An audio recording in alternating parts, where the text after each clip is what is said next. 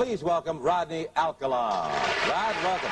Here to educate our three bachelors in the art of amour. Today we're going to talk about Rodney Alcala, who was known as the dating killer. So Rodney Alcala, he was a contestant on the dating game show. He was actually quite good at it because he was apparently winning, going around killing people. Meanwhile, he was also on the show. Rodrigo Alcala was born in 1943 in San Antonio, Texas. His mother is Ana Gutierrez and his father Raul Buquor. And he had an older brother and two sisters. And the family lived in San Antonio, Texas until 1951. Father's mother, who is also his grandmother, was not feeling well. So what the father did is he actually moved his whole family to Mexico because his mother was not feeling well. So after 3 years, suddenly he just abandons them. He straight up just abandoned the whole family. He packed his bag and he just left, just like that. No questions, nothing. The family was actually concerned where the husband was. After that, what the mother did, she moved the rest of the family to Los Angeles, of course, without Rodney's father, and they settled in Monterey Park, and the children were all enrolled in private school, and they all had like a pretty normal childhood. They were actually doing good. Rodney was doing good. And Rodney was actually known to be quite a charmer. Like, everyone liked him. Rodney was actually quite intelligent and he was like really kind. Like, people actually looked up to him. He was so nice, he was so kind, and he had a really high IQ of 170, and he was really intelligent, of course. According to all the serial killers, Rodney Alcala was actually one of the smartest serial killer ever out there. So 170 IQ is actually higher than Einstein, so he knows what he was doing. So obviously after he was done with his high school, Rodney decided that he wanted to follow his brother's footsteps, so he actually enrolled himself into army. So he worked in the army where he worked as a clerk, so he wasn't in the front lines or anything. He was doing like clerical and administrative stuff. But after 3 years of serving into the army, he actually had a mental breakdown and he was medically discharged due to mental health reasons. Now, if you're in the US Army, there's a thing that you cannot actually really quit in the middle of a way because you're in the army. You literally serve for the country. So because of that, the army actually had to let him go. It was medically also proven that he wasn't doing well mentally. So because of that, they actually had to let him go. It was at this time he was diagnosed with antisocial personality disorder, and he did actually spend some time in the hospital for this. And when he actually got out of the hospital, he enrolled himself into UCLA Fine Art program as a photography major, and he graduated in 1968 when he was 25 years old. So 1968 was the year where Rodney was going around and committing crimes, the same year as he actually graduated. But before that, he was still committing crime, but it's quite surprising that he wasn't being caught or anything, and no one would even hold him accountable until that year, the year where he turned 25 years old. It was even speculated that he actually has committed 130 crimes, but he has never been convicted of, because obviously at that time there was no camera, no CCTV or anything, so it was just easy for him to get away with murder. In 1968, there was a girl. Her name was Tali Shapiro, and she was 8 years old. She was walking down on Sunset Boulevard on her way to school in Hollywood when Rodney pulled up right next to her and managed to pull her inside his car. But when he did this, there was actually a witness. They saw the whole thing get down. They actually saw an 8-year-old getting inside a car with a man in his 20s who had no number plates on his car. What this person did, he actually found this very sketchy about the fact that Rodney didn't have a car number. And what this person did is he, instead of fighting or anything, instead he watched Rodney literally pull this girl inside his car. And he didn't really pull her, but he kind of lured her in. And what this person did, he actually found this so sketchy that instead of even saying anything to Rodney, this person followed Rodney all the way to his house, and then he called 911. And thank goodness he did, because it turns out that apparently the little girl did not even know who Rodney Alcala is. So thank goodness this person actually called the police, because when the police actually went to the apartment, they knocked on the door, and what Rodney did, Rodney was like, hey, give me a minute, I'm gonna be right out, give me a second. The police did not even wait for a second. The police literally broke down the door. After breaking down the door, they came in and they saw the little girl was in the living room laying down, and she had blood like literally all over her. The poor girl was badly beaten and she was severely wounded. She had a severe head injury. Her little Mary Jane's was still on the floor, and there was a metal bar that was pressed right against her neck. So this metal bar was actually used to strangle her, and the police thought that she was dead because she was badly beaten, she was raped and strangled, and there was literally blood everywhere, and it seemed like too much blood to be coming out from an 8-year-old. After a few minutes, she started breathing, she was gagging, and then the police rushed her to the hospital. And after rushing her to the hospital, she was in coma for 32 days. She literally had to redo everything. She had to learn everything again. She forgot how to walk, and she even forgot how to speak a bit.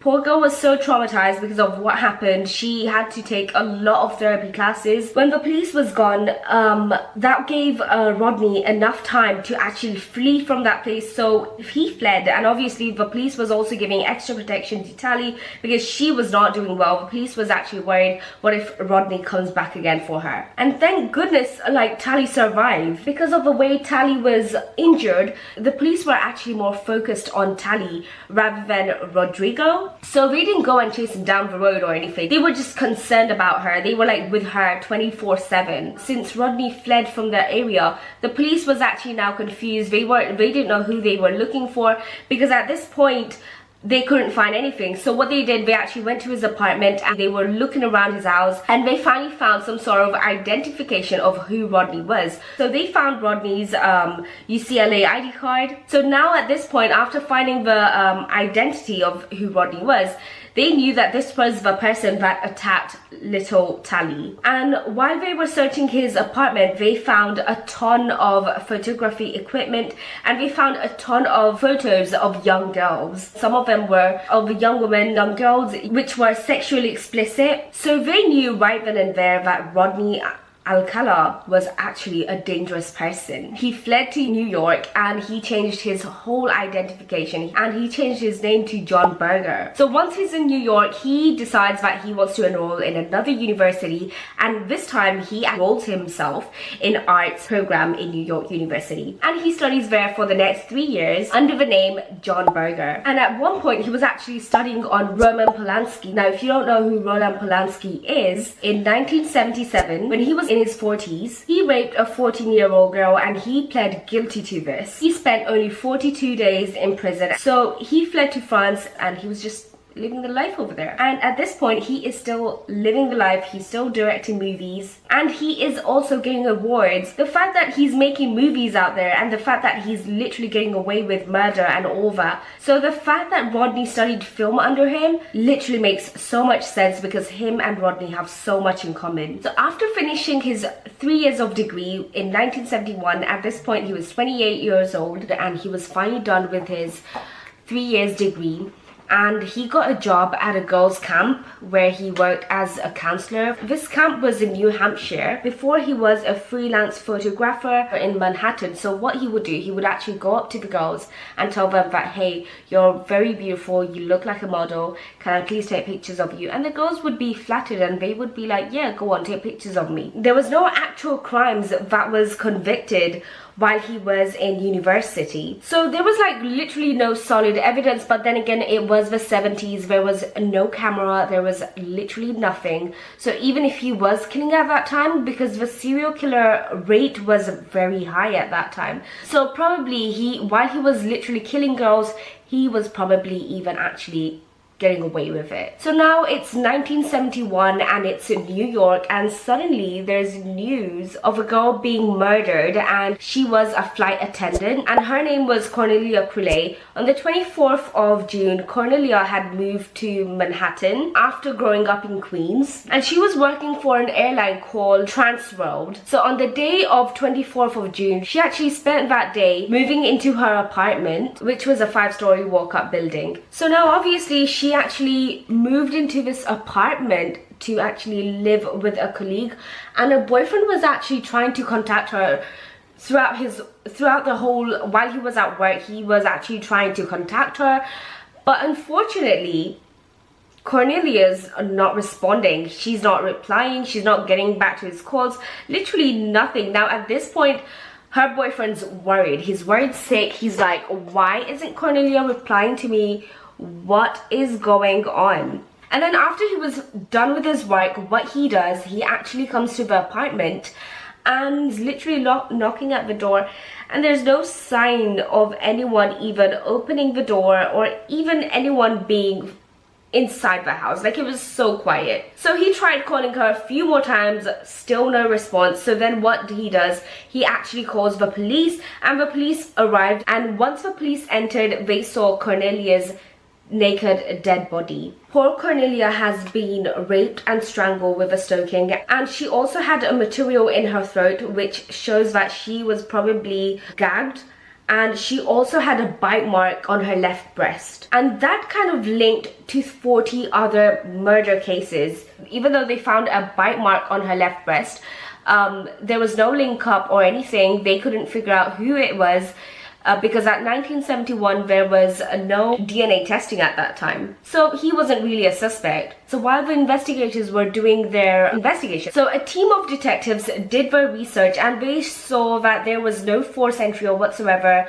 Like, the killer just came in the house and did his heinous crimes and then he left. But yeah, there was no forced entry. So this has been unsolved for 40 years. So unfortunately, Cornelia's case went unsolved for 40 years. There was no link or whatsoever. There was literally nothing. So now it has been 3 years of Tali Shapiro's rape and attempted murder. Since it has been 3 years, the police is still looking for Rodney, and they do know that Rodney is a dangerous man, and they're also looking if Rodney is still going around doing the same thing. They're actually looking for Rodney. And the police also believe that since he attacked Tali once, he might also come and attack her again. But they couldn't find him because, like I said, Rodney went to New York and he changed his name and his identity, so there was no leads on him, like literally nothing, no link, no trace, no nothing. But the LAPD finally decided to contact the FBI, and they started working with Tali Shapiro. LAPD finally decided to contact the FBI. No idea why it took them 3 years to actually contact them. Anyways, so after contacting them, they actually put Rodney's face on the top 10 most wanted list. Not sure, then again I'm saying that, not sure why it took them 3 years to actually figure that out. So he was on the top 10 of most wanted list in 1971. So these two girls, they went down to their local post office, and then suddenly they end up seeing the poster and they recognized, and they were like, oh my goodness, like, we need to go to the camp and we need to tell the owner that this top 10 most wanted criminal is in our camp. The girls were freaking out. So what the girls did, they actually went to the camp counselor and they showed the poster. They're like, literally, this criminal is living with us. Now what? The camp counselor, obviously, she acted smart, and what she does, she actually calls the police. Obviously, the police arrives right then and there, and after arriving, they arrest Rodney, and Rodney was in LA so that he could stand trial for the rape and attempted murder of 8-year-old Tali Shapiro. But despite the fact that Tali did get raped, obviously, the officers also believe that the rape is not the only thing that he did. There's other crimes that he has actually committed. They only have the evidence that Rodney have attacked Tali Shapiro, but they have no evidence that Rodney went around and attacked other people. So Tali's family moved to Mexico, and they didn't want Tali to testify what exactly happened to her that day, because they didn't want to put her through this situation again where she had to relive her memory of what exactly happened. Tali had done so much counseling and whatnot. They also didn't want to risk Tali seeing Rodney again. But since no one was going to testify, Rodney could not be charged with with attempted murder and rape, since no one is going to testify. And about Tali, I completely understand where she's coming from, because honestly, that kind of experience is actually quite traumatic. So it's completely understandable where she and her family is coming from. But you're telling me without her testimony, you cannot put a man behind bars? The fact that they didn't even try to put this man behind bars is just beyond my understanding. Like, you literally saw this man doing this heinous crime. And then again, since no one wants to testify, but the police officers know, make them testify, put this man behind the jail. But no, they didn't do that. Instead of putting Rodney behind bars, they actually let him free, and they didn't even charge him with anything. There's so much evidence already, but yet no, they didn't even put Rodney behind bars. They just let him free. So after 32 months in prison, they decided, yeah, this guy's rehabilitator, let's just put him back into the world. And so yeah, so now it's 1974, and at this time Rodney is 31 years old. He was back on the street, and just after 2 months, Rodney is back in jail. Why? Because he assaulted 13 years old Julie J. So basically, while Julie was waiting for a bus in Huntington Beach, Rodney lured her into his car and said, hey, I will drop you to school, why don't you just get into my car? And she refused. She was like, no, I'm fine, thank you, I don't want to get in your car. After Rodney kept requesting her that, look, your school, you literally missed your school bus, you missed, you're gonna miss your school, let me just take you to your school, yeah? Like, it's not that far, like, I'm literally going that way, I can actually drive you to that way. Well, she was like, okay, fine, like, I'll just get in the car, I mean, what's so bad? So she eventually gets into the car. While Rodney was going past her school, she was like, you missed my school's right there. Rodney's like, be quiet, I'm actually going around and I'm gonna look at my apartment, I'm actually checking out an apartment and I want you to come with me. And eventually he actually ends up telling Julie to be quiet, to which Julie became really frightened. He then drove Julie to some cliff, and then apparently she actually tried to run away, but he came to her side of the door, opened the door and grabbed her arm, and then he took her on a spot to a cliff and he forced her to smoke marijuana with him.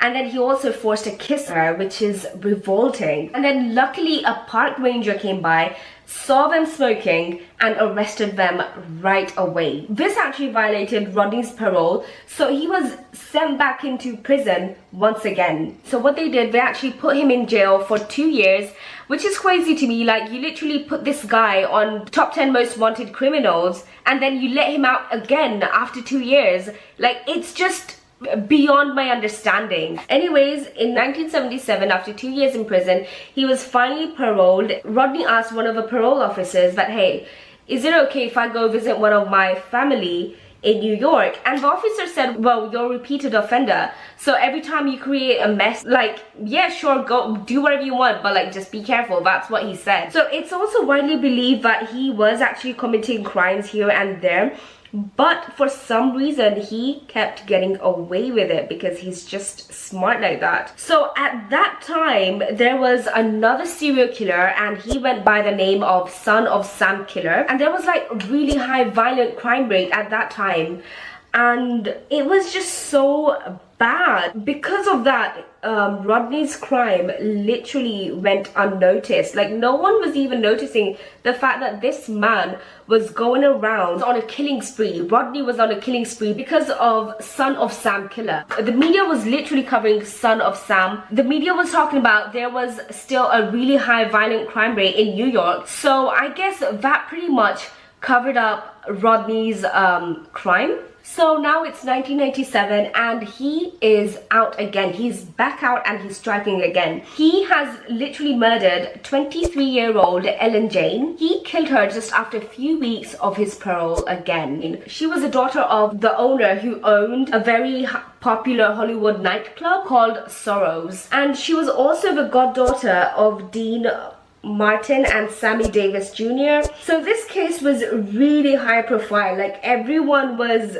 giving this case a lot of attention because obviously she is the daughter of a very famous person, and she was described as beautiful, sweet and trusting, and she was last seen in her apartment 44th Street on the 15th of July 1977. So a missing persons report was filed, and when the police were looking into her disappearance, they actually found her date book, and there it said that she had a lunch date with John Berger. Now, who is John Berger? Of course, that's none other than Rodney Alcala. So now the New York officer was actually looking for a John Berger since her diary said that she was going out with a man called John Berger. So Ellen's stepfather ends up hiring a private investigator to actually find out who John Berger is and try to get some more information about him. But because of the name John Berger and Rodney Alcala, it was actually hard for the investigator to find out who this person was and who they were actually looking for, because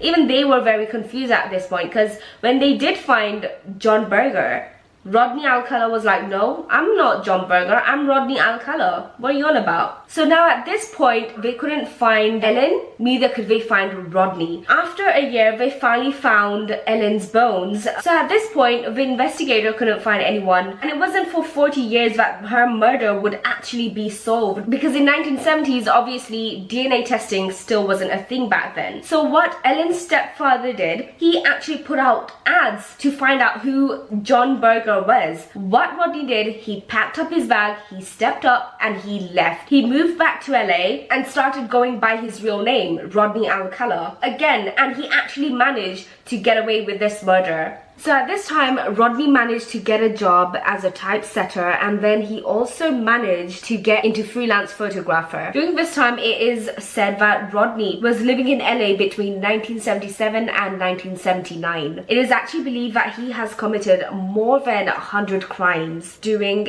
this time, which is insane to believe that in just 2 years of time, you managed to kill 100 people. So at that time, the Hillside Stranglers were out, which also shows the reason why Rodney's crimes went actually unnoticed, because of the Hillside Stranglers. So every single murder that was committed by Rodney, people of the media would often say that it's the Hillside Stranglers. And there was this one crime that was actually committed by Hillside Crimes, and guess what? At that time, one of them actually brought up Rodney's name. They believed that it was probably Rodney, and hence Rodney at this point was a suspect. They brought in Rodney and they questioned him, but obviously at this point he was just being questioned, and then obviously they let him go. The reason why they let him go, obviously they do know that Rodney is a murderer, but at this point the reason why they let him go, because this is not the sort of criminal they're looking for. They're looking for another criminal,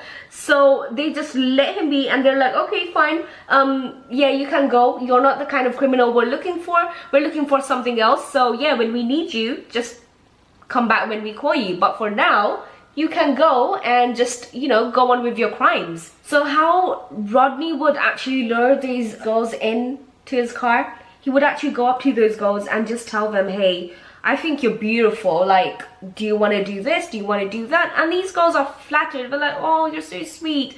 And you know, he was just very charming in general. That this serial killer Rodney would often be compared to Ted Bundy because of his charms, because Ted Bundy had a charm, so Rodney had a charm as well. He had a way to talk to girls. He knew how to lure these girls in. So once these girls would say, yes, you can take pictures of me, what Rodney would do, he would actually take these girls to a different location, each of them, not even in the same location. He would take each of them to different locations, and he would just do his stuff, and then he would eventually end up murdering the girls. He also took one of the girls to Old Rockefeller Center, where Ellen Hoover's bones were found. It was one of his favorite spots to take pictures of the girls. When he was in New York, he would take these girls to a different spot and different locations, and he would just take a bunch of photos of them, which is really explicit. He would then rape and beat them up, and then he would eventually murder them or torture them to death. So the way he would torture the girls is he would strangle the girls to a point where they go unconscious. When the girls would get the consciousness back, he would strangle them again. And this kept going on for a while, like again. So this is the kind of torture that he would do on the girls, and he enjoyed it. He enjoyed it to a point where he was like, okay, fine, I guess it's about time to put this girl to bed, because yeah, I'm just done. So he would repeat this kind of process a couple of times, and then eventually he ends up killing them. And then he would also beat them and bite them. And now I'm sure you were waiting for that part. From Hollywood, the dating capital of the world, it's The Dating Game.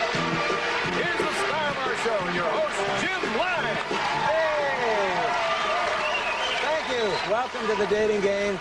And we'll get right underway. It's time to meet our first three eligible bachelors for game number one. And here they are.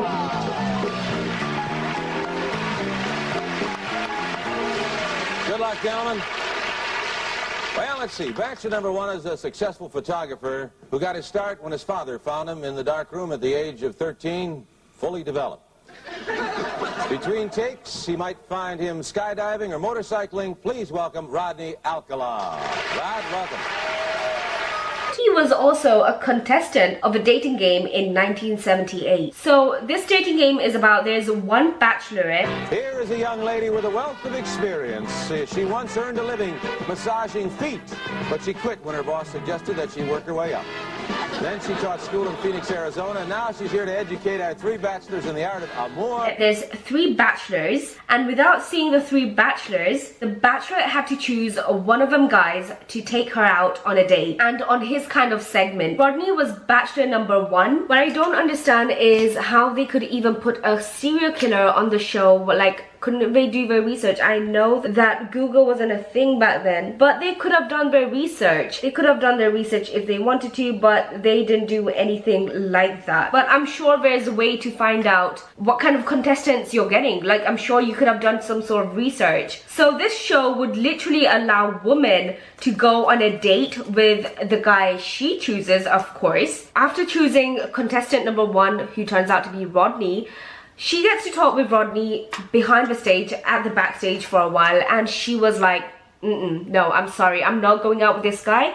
He seems like a creep. I'm sorry, that's not happening. To which we were like, okay, fine, like, we're not gonna force you. Thank goodness she kind of listened to her gut feelings, because it's so important that you listen to your gut feeling, because honestly, imagine if she didn't listen to her gut feeling. Imagine what would have happened. So that is literally one of the best decisions she's ever made in her life. But basically what she said, the reason why she didn't want to go out with him is because he said some really creepy things. And not just that, he also gave like really creepy vibes.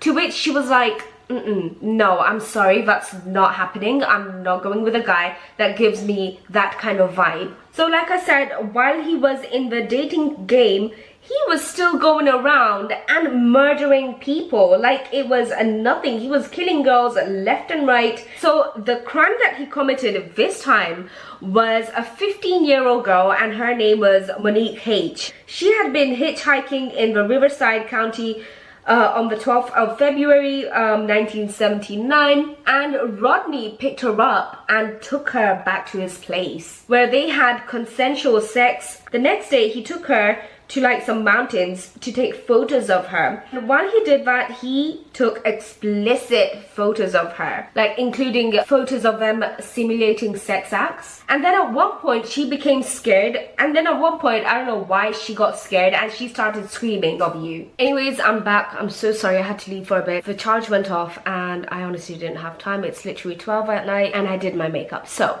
without further ado, let's get into the story. One of his alleged victims was a 15-year-old, and he took her to the mountains to take some photos of her. He took explicit photos of her. At one point, she became scared. She started screaming, to which he stuffed clothes in her mouth and started beating her up because she was screaming. She also tried to get away, but he grabbed her, stuffed a t-shirt in her mouth, and then started raping her vaginally and anally. So while she was unconscious, she got raped. So after raping her, he ended up dropping her home, and then she notified the police. And then after so many years, Rodney was finally caught. On the 20th of January 1979, 12-year-old Robin Samson was hanging out with her friend Bridget at Huntington Beach, which is just outside of LA, and they were approached by Rodney. He told Robin, oh my gosh, you're so beautiful, can I take photos of you? So they left the beach. So Robin went to Bridget's house, and Robin had ballet class. So what she did, she actually took Bridget's bike, but unfortunately Robin never made it to the class. And the police were called right away for an investigation. So they asked Bridget, and Bridget right away told the police that she and Robin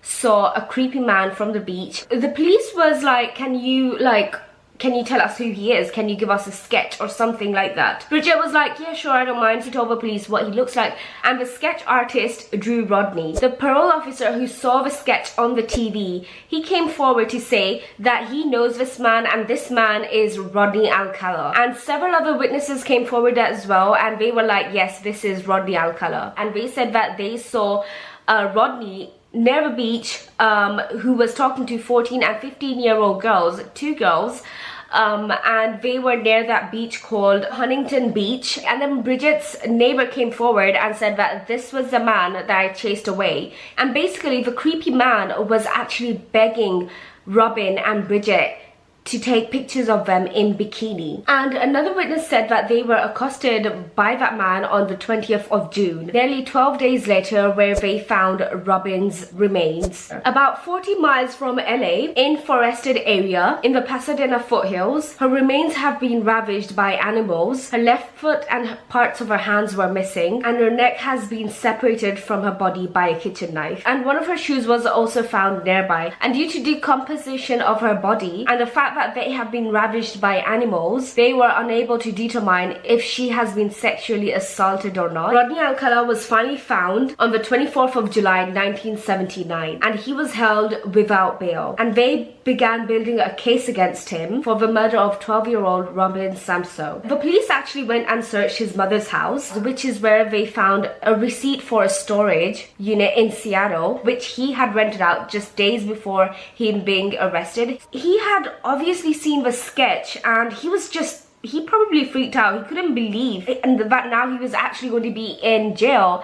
and the fact that police were actually taking this seriously. He decided to try and cover his tracks. So what he did, he went out and hired the storage unit and put all of these trophies and evidence there. So when the police went and searched for storage, they found everything. They found thousands of photos of young girls and young women. They also found Robin Samso's earrings, which he had kept obviously as a trophy. So his trial began in 1980, and he was only being trialed for the murder of Robin Samso. At this point, since there wasn't enough evidence, but he was found guilty for murdering 12-year-old Robin, so he was sentenced to death. However, after 4 years, in a 5-1 decision, the California State Supreme Court that Rodney Alcala did not receive a fair trial. His sentence was actually overturned because the jurors were improperly informed of his prior sex offenses. But he did have a second trial. He was found guilty again, and he was sentenced to death again. However, after 15 years, his conviction was overturned for the second time because apparently one of the witnesses wasn't allowed to support the contention that the park ranger that found Robin Samso's body has been hypnotized by the police investigators. But thankfully, through 2003, he was prosecuted again, and this time they did not want this guy to get off the hook. So what they did, they went back and they used the DNA and tried him for 4 more murders. So let me tell you about these murders. So let me start off with the first one. 18 years old Jill Beckham. She was originally from New York, and she just moved to Southern California just